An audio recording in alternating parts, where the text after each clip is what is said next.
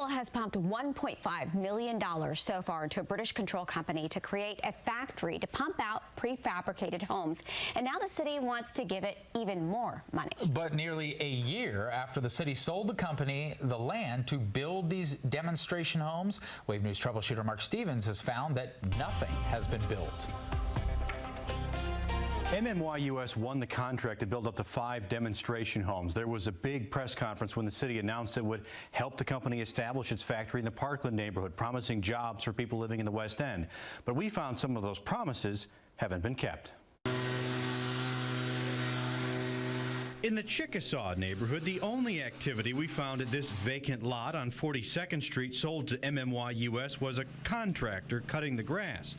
The grass was knee-high at the other location on 18th in the Russell neighborhood, also sold to the company by the city.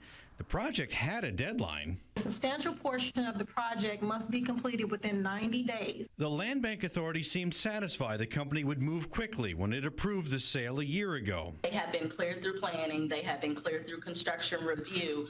So, I mean, what we have been told is that we're looking at the first one to be complete at the end of July.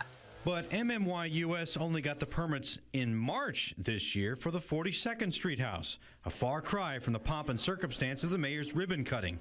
Here's CEO Robin Bartram Brown. And our mission is really clear: to deliver a high-quality product on time and on budget to our diverse range of clients. The company has been building the modules. You can see finished ones stored within the factory gates.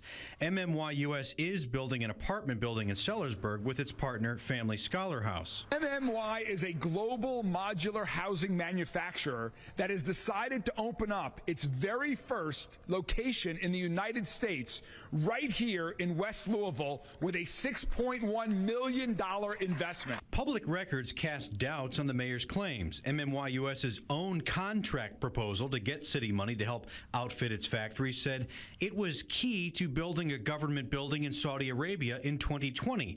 But MMY US didn't exist until it was incorporated in Kentucky in 2023. MMY US says MMY Group partnered with another firm to build that Saudi building. We can't verify its $6.1 million investment. Its proof of funds page was redacted by the city. But scoring notes from the city's contract review team said MMY US didn't provide any financials to them either. MMY US says it just bought the factory for $2 million last week, demonstrating its financial commitment. And the latest British filings from 2023 say the parent company, MMY Global, had an average employee headcount of 1. How can you give it to someone who has never built modular, who has never built anything in the United States? Businesswoman Robin Hall has lots of questions about Robin Bartram Brown and MMY US. She met him through her business partner, Michelle James, in 2022. He was in the medical glove business, and they created a company called Troubleshooters Distribution to handle the pitch. Remember that name. He was meeting with officials, city officials. He was meeting with individuals in legislation. Hall says Bartram Brown used her business address to create MMY US without her knowledge. MMY US says it can't comment because it's considering taking legal action against Hall. Hall also provided this letter sent 2 months after MMY US's creation.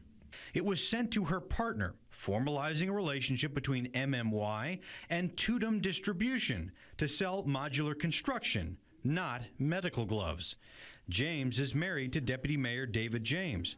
He disclosed his wife's business relationship with Troubleshooters in his 2024 ethics filing. It does not reference any connection to MMY. City emails show Bartram Brown began discussing incentives with city officials 3 months after that letter. Ultimately, the company was awarded $500,000 the day of that mayoral press conference in February 2024. If we can do that and help this underserved community at the same time, then it's a win. The city awarded the company another $1.2 million in September last year to further build out the factory. In exchange, it needed to create jobs, 75% of which needed to be from the zip code surrounding the factory in the Parkland neighborhood. Its latest job filing says it employs 84 people, half through a temporary staffing firm, but only 4 on the payroll are from those required zip codes. This is a huge concern.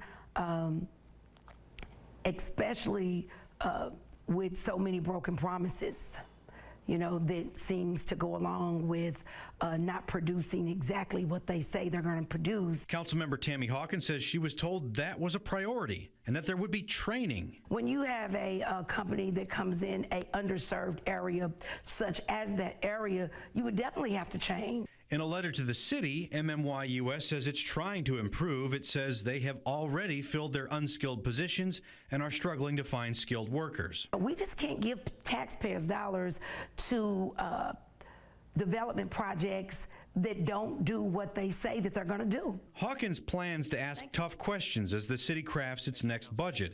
The mayor wants to invest $15 million into the Affordable Housing Trust Fund and mention the company by name. MMYUS, building its first modular housing manufacturing facility in Louisville's Parkland neighborhood. He proposed the city invest another $1 million into the company to build 24 more modular houses in the remaining council districts, even though the first 2 locations are still vacant. That this proposed budget includes funding for new modular housing pilot project to build new homes for sale in previously overlooked neighborhoods. MMYUS declined an on-camera interview. It sent a statement saying, in part, they are fully compliant with the city's contract. It also said they are proud of their impact, employing 70 people, many of whom are from the West End and previously unemployed. The city sent a statement saying it granted an extension on the 2 land bank properties supposed to be substantially complete last year. It blamed the delay on time needed to get permits and approve designs. I asked why the Land Bank Authority said the projects had already been approved by construction review and planning a year ago.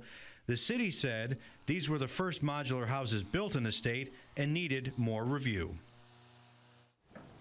The council will review the proposals to the Affordable Housing Trust Fund on the 2nd. We also learned from MMY's reports to the city that it wants to build 1,000 homes in the city over the next 5 years. It suggested $45,000 per house was needed to cover its costs. That's $9 million per year. Mark Stevens, Wave News.